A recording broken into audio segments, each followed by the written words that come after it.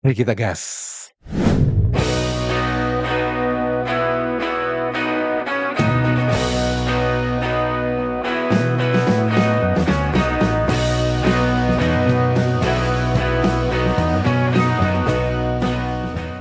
Halo, apa kabar semuanya teman-teman? Semoga kita semua dalam keadaan sehat walafiat. Amin ya robbal alamin.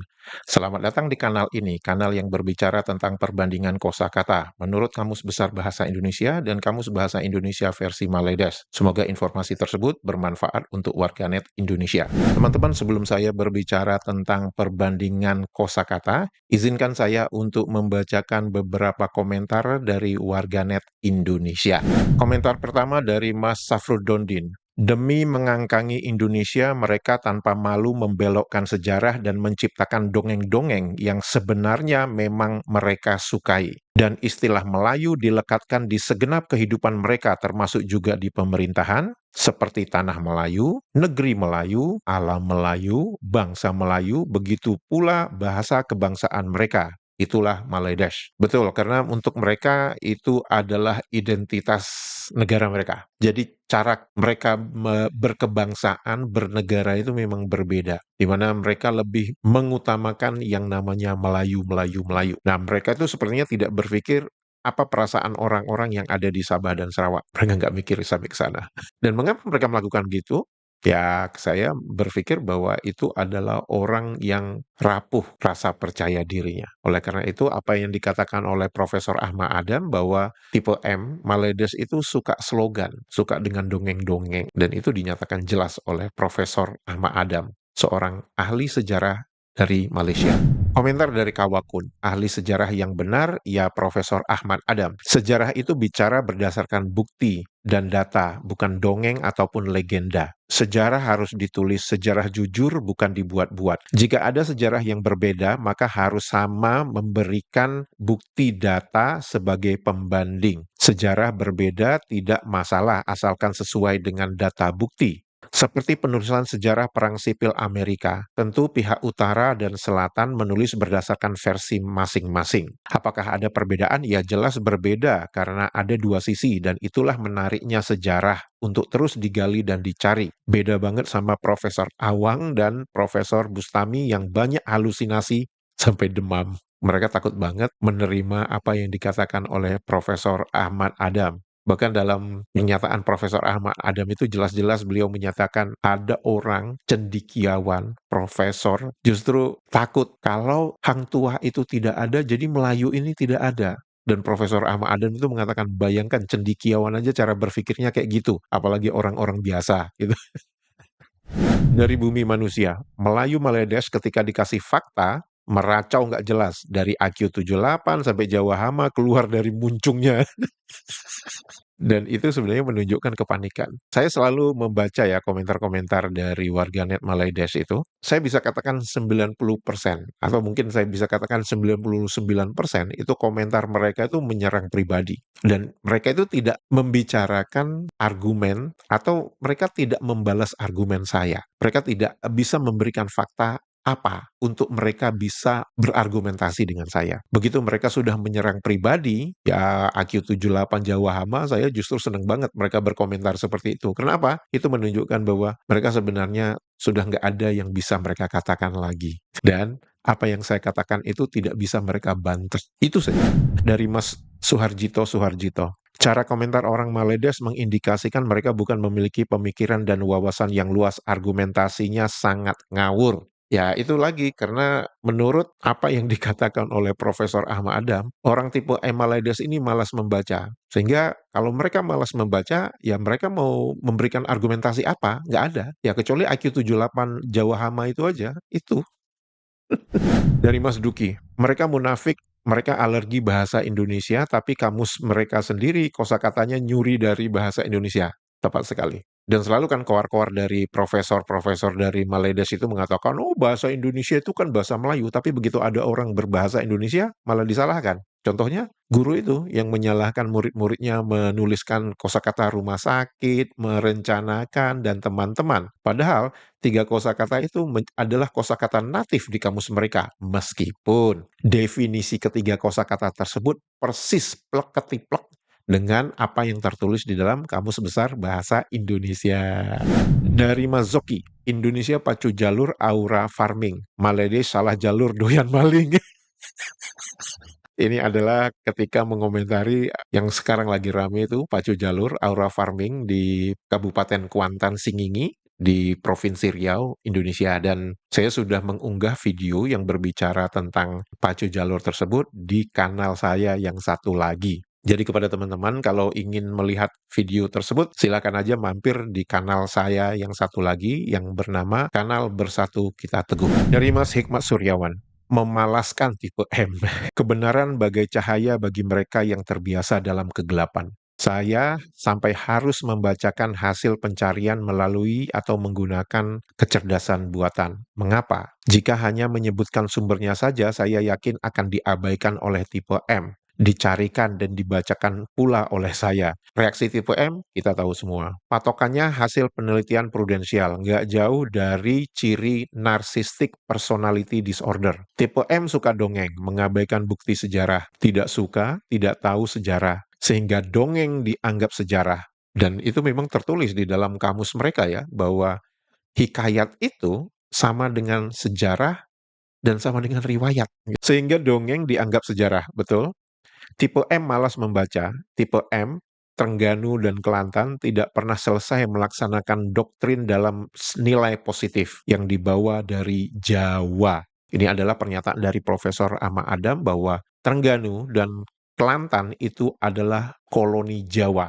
Dan bahkan beliau mengatakan batu bersurat di Trengganu, batu bersurat itu maksudnya prasasti, itu justru lebih banyak bahasa Jawa kunonya ketimbang bahasa Melayu kuno. Dari Mas Wahyudin Subagio, orang Melayu di ujung Medini akan sangat tertampar di kanal ini. Ini ketika saya berbicara tentang Profesor Ahmad Adam, ahli sejarah dari Malaysia, yang mengklaim bahasa Melayu sudah ada sejak zaman dahulu kala, ternyata di dalam batu prasasti Trengganu malah menggunakan bahasa Jawa kuno. Kedua, Melayu ujung Medini yang begitu membenci Jawa, ucapannya rasis, hingga mengatakan Jawa hama, ternyata bahasa Melayu menurut Profesor Malaysia sendiri bahwa 60% kosakata bahasa Melayu berasal dari bahasa Jawa. Ketiga, megalomania Melayu rasis ujung Medini yang selalu bilang bahasa Indonesia belum wujud dan dianggap tidak ada, tapi ternyata penyusun kamus mereka yang bikin bukan orang Melayu, malah meminta UNESCO untuk mengirim tenaga ahli bahasa dari luar negeri untuk menyusun sebuah kamus bahasa kebangsaan mereka. Keempat, Melayu negeri kasino yang bangga dengan bahasa ternyata miskin kosakata. Terbukti di kamusnya meminjam dan mengambil kosakata yang ada di kamus Umum Bahasa Indonesia. Melayu halu mahawangsa tidak bisa membedakan mana hikayat, mana sejarah. Hikayat adalah bagian dari kesusastraan Melayu. Mestinya orang Melayu paham arti hikayat itu. Keenam, wahai warga tipe M ujung Medini, jadikan kanal ini untuk pembelajaran, bukalah hati pikiran, perlebar wawasan, dan merendah tanpa menghujat bawa-bawa agama. Obat itu pahit, telanlah, insya Allah sembuh. Masa lupa sih, kan di Maledes itu ada satu virus bebalisme kejadongan. Jadong sendiri adalah jahat bodoh sombong dan kekeladaian. Jadi selagi virus itu masih ada, ya mereka akan susah menerimanya. Dari intergalaktik. Di kamus Melayu Malingdes, kata hikayat digeser artinya, disejajarkan dengan sejarah. Betul, karena itu untuk pembenaran bahwa yang namanya hang tua, hang jebat, hang lekir, hang kasturi itu memang ada. Memang itu adalah sejarah, bukan hikayat, bukan dongeng. Oleh karena itu, definisi hikayat di dalam Kamus Bahasa Indonesia versi Maledes itu statusnya, tingkatnya sama dengan sejarah, sama dengan riwayat. Namun sampai sekarang, saya tantang warganet Maledes, berani nggak kalian mengatakan, kan kita selalu mendengar hadis riwayat Muslim. Berani nggak mereka mengatakan hadis hikayat Muslim? Kan menurut kamus mereka itu tertulis hikayat itu sama dengan riwayat. Berani nggak kamu mengucapkan hadis hikayat Muslim? Berani nggak? Dari MS Kartono, Maledes katakan bahasa Jawa hanya untuk kejamban. Maledes juga bilang Jawa itu hama. Nampak betul bahwa karakter Maledes ini tidak tahu berterima kasih dan durhaka sejak dalam kandungan. Maka hidup mereka dan cara berpikir mereka pasti sungsang dan jadi tertawaan dunia tanpa mereka sadari. Sebenarnya kalau teman-teman perhatikan ya, saya tuh mencoba mencari bahasa-bahasa lain selain bahasa Jawa. Tapi dominannya itu di dalam kamus bahasa Indonesia versi Maledes itu adalah bahasa pungutan dari Jawa, men. Oleh karena itu saya memang kadang-kadang ada beberapa kosakata terselip kayak bahasa bahasa Sunda, ada kemudian ada bahasa Minang juga gitu ya. Tapi dominannya di dalam kamus bahasa Indonesia versi Maledes itu memang Jawa. Dan seperti komentar oleh warganet Maledes ini yang mengatakan bahasa Jawa kalau di Malaysia hanya untuk kejamban berak saja, ya udah, lu kayaknya mencret atau apa orang Maledes ngomongnya cirit-birit. Karena apa? Di dalam kamus lu tuh banyak banget kosakata bahasa Jawa. Lu harus rajin-rajin berak ke jamban gitu ya. Dari Mas Rudianto, ini saya ketawa ngakak ini. Ntar ada murid yang lebih nyeleneh lagi, nyebutnya bukan teman-teman tapi bestie. Ini mengomentari video yang saya unggah ketika saya berbicara tentang guru Maledes yang ngamuk-ngamuk karena muridnya menuliskan kosakata teman, rumah sakit, dan merencanakan, yang dimana ketiga kosakata itu adalah natif di dalam kamus mereka. Mereka pergi ke sekolah dengan bestinya. Wah, keren. Dari Dartas Cusami. Inilah pentingnya akhlak dalam berkehidupan. Jika Anda miskin kosakata lantas mencuri kosakata dari tetangga sebelah yang kaya. Mungkin tetangga yang baik itu tidak keberatan, namun alamlah yang akan membalasnya. Meski kosakata yang dicuri tersebut menambah tebal kekayaan kosakata, namun tidak akan berkah dan terpakai. Ibu guru itulah buktinya. Dia tidak tahu kata curian tersebut ada di kamus karena rakyat di sana sejatinya tidak pernah menggunakan kosakata tersebut. Ibaratnya rakyat dipaksa makan barang haram. Boso Jawone, karma is real, bro. Nah, saya membaca komentar dari warganet Maledas ya, mereka coba bersilat lidah lagi, mereka mengatakan, "Oh, itu kosakata itu, digunakan dianggap dengan kesesuaian." Ya, kesesuaian apa? Di dalam kamusmu itu nggak tertulis kok, apakah kosakata itu baku, apakah kosakata itu tidak baku, apakah kosakata itu biasa digunakan di percakapan, ataukah kosakata itu dalam penulisan yang baku? Nggak ada keterangan itu di dalam kamusmu. Yang jelas, ketiga kosakata itu, teman, rumah sakit, dan merencanakan adalah natif di kamusmu. Kalau natif, logikanya itu luas dan mantap penggunaannya di Maledes. Itu definisi di dalam kamusmu sendiri loh ya. Dari Nayoko Aji. Pesan untuk kaum Melayu semenanjung yang tidak terbuka dengan sejarah. Orang bodoh bukanlah mereka yang tidak tahu, tetapi mereka yang menolak untuk tahu. Ketika seseorang sudah menutup pintu pikirannya, baik karena ego, fanatisme, atau rasa takut untuk salah, maka sekuat dan selogis apapun bukti yang disampaikan tetap tidak akan mengubah keyakinannya. Itu kalau dalam Islam namanya taklid ya. Kalau dalam bahasa Jawa itu pasrah bongkoan.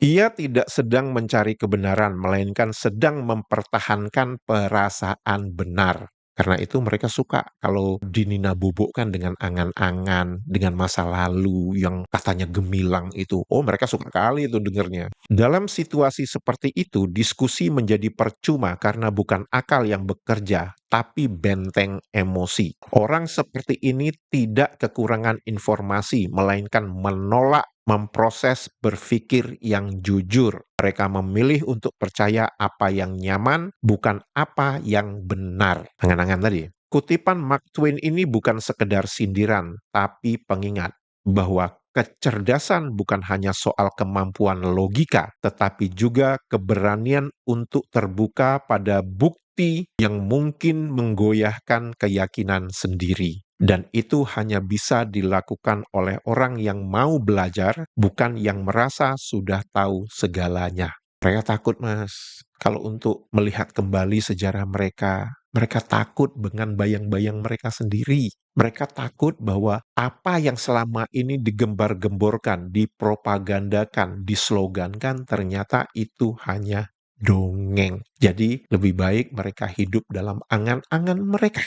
Gitu ya. Mari kita berbicara tentang kosakata. Kosakata pertama adalah kumat. Kumat menurut Kamus Besar Bahasa Indonesia itu mempunyai definisi kembali sakit, bentan, angot, kambuh. Itu tertulis dengan jelas bahasa Jawa. Kemudian ada kosakata turunan kumatan yang mempunyai definisi setiap kali kumat, sering kumat. Dan terlihat itu adalah bahasa percakapan. Definisi kedua untuk kosakata kumat yang sebenarnya itu bentuk tidak baku dari komat kamit. Komat kamit itu menurut definisi Kamus Besar Bahasa Indonesia adalah bergerak-gerak tentang mulut atau bibir seperti orang berdoa. Kedua, gerak-gerak bibir atau mulut tanpa mengeluarkan suara. Apakah ada kosakata kumat di dalam Kamus Bahasa Indonesia versi Maledes? Ada dong, masa nggak ada sih? Dituliskan itu sebagai pungutan bahasa Jawa. Tertulis itu bentan, sakit semula sesudah agak sembuh. Sama nggak definisinya dengan Kamus Besar Bahasa Indonesia? Sama. Dan yang menarik teman-teman, kalau kita melihat kamus pelajar di Bahasa Indonesia versi Maledes, itu kosakata kumat langsung mempunyai kosakata turunan kumat kamit. Bergerak-gerak berkenaan bibir seperti orang menjampi berdoa dan lain-lain tanpa mengeluarkan suara. Artinya, kalau di bahasa Indonesia kita mengucapkan komat kamit, di dalam bahasa Indonesia versi Maledes itu menjadi Kumat kamit. jadi kalau ada orang kumat dengan orang kumat kamit, itu definisinya berbeda. Kalau kumat berarti sakit lagi, kalau kumat kamit ya bergerak-gerak itu bibirnya gitu ya. Diberikan contoh, kumat kamit mulut bomoh itu membaca jampi. Bomoh itu maksudnya dukun. Kumat ngamitkan, menjadikan kumat kamit. Menggerak-gerakkan bibir tanpa mengeluarkan suara seperti orang menjampi. Itu kan sama aja dengan berkomat kamit ya, bukan mengomat ngamit, berkomat kamit harusnya. Ya, suka mereka lah. Terkumat kamit dalam keadaan bergerak-gerak berkenaan bibir tanpa mengeluarkan suara. Tergerak-gerak bibirnya. Terkumat kamit dia membaca buku itu. Kosakata berikutnya, kamit mempunyai dua definisi. Definisi pertama itu langsung mempunyai kosakata turunan pengamitan, yaitu pemberian mempelai laki-laki kepada mertua pada waktu meninggalkan rumah mertuanya. Definisi kedua, amit adalah izin permisi untuk pergi atau lewat. Saya dulu waktu kecil ya, kalau ada kayak pertemuan keluarga rame-rame gitu, kalau kita mau melewati orang tua gitu, amit mbah, amit bu, amit pak gitu, sambil kita menjulurkan tangan kita gitu ya. Jadi saya tahu bahwa amit itu sebenarnya bahasa Jawa. Apakah ada kosakata amit di dalam Kamus Bahasa Indonesia versi Maledes? Ada dong, masa nggak ada? Dituliskan sebagai kosakata pungutan bahasa Jawa. Langsung mempunyai kosakata turunan. Pengamitan, pemberian mempelai kepada mentua tatkala meninggalkan rumah mentuanya. Sama nggak definisi pengamitan ini dengan apa yang tertulis di dalam Kamus Besar Bahasa Indonesia? Sama, cuman ada satu perbedaannya aja. Tidak dituliskan mempelai laki-laki. Dituliskan hanya pemberian mempelai saja. Mempelai kan ada laki-laki, ada perempuan ya. Atau mungkin maksudnya dua gitu ya.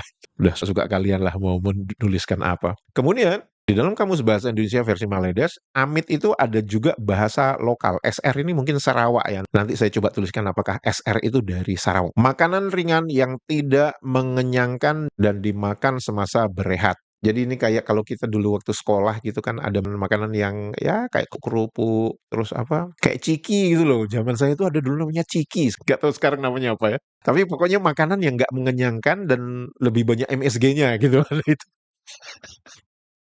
Nah, di dalam Kamus Bahasa Indonesia versi Maledes itu dikatakan sebagai amit. Kosakata berikutnya, pamit, mempunyai definisi permisi akan pergi, berangkat, pulang, minta diri. Dan ada kosakata turunannya. berpamitan, yaitu minta pamit, minta diri sebelum berangkat sekolah. Diberikan contoh kalimat, dia selalu berpamitan kepada orang tuanya. Kemudian ada kosakata memamitkan, yaitu minta pamit untuk. Jadi mewakili seseorang. Dia memamitkan temannya yang telah berangkat lebih dahulu. Kemudian kosakata turunan berikutnya pamitan, yaitu itu bahasa percakapan, berpamitan. Jadi pamitan itu sama dengan berpamitan. Dia sudah berpamitan kepada seluruh stafnya. Jadi dia sudah minta diri. Jadi dia sudah minta diri, dia sudah menyatakan permisi akan pulang atau berangkat pulang. Jika ada kosakata pamit di dalam kamus bahasa Indonesia versi Maledes, ada dong. Apakah digunakan? Beda cerita. Dituliskan sebagai pungutan bahasa Jawa, didefinisikan sebagai minta diri untuk pulang dan lain-lain. Sama nggak definisinya dengan Kamus Besar Bahasa Indonesia? Sama. Apakah itu suatu kebetulan? Ya nggak kebetulan lah. Lihat aja diksi kalimatnya, pendefinisian kalimatnya, itu plek-ketiplek dengan apa yang tertulis di dalam Kamus Besar Bahasa Indonesia. 3 kosakata itu teman-teman, di dalam Kamus Bahasa Indonesia versi Maledes, kosakata apa? Pamit, kumat, amit. Jadi 3 kosakata yang saya katakan, yang saya bicarakan ini, semuanya itu adalah kosakata bahasa Jawa di dalam Kamus Bahasa Indonesia versi Maledes. Saya jadi teringat dengan komentar salah satu warganet Maledes ini yang mengatakan bahasa Jawa itu kalau di Malaysia hanya untuk kejamban berak saja. Nah, lu bayangin sekarang nih, 3 kosakata ini Jawa semua. Gimana? Jangan lupa bawa kamus ini ke Jamban kalau berak, karena kosakata pamit, kosakata kumat, kata amit ada di dalam kamus kalian. Dan itu tertulis sebagai bahasa Jawa. Bahasa yang kalian katakan hanya digunakan untuk pergi ke Jamban berak saja. Teman-teman, jika video ini informatif dan membuat hari-hari Anda lebih riang gembira, jangan lupa jempolnya dan komentarnya. Untuk itu saya mengucapkan terima kasih. Sehat walafiat selalu, menyala Indonesia. Dadah!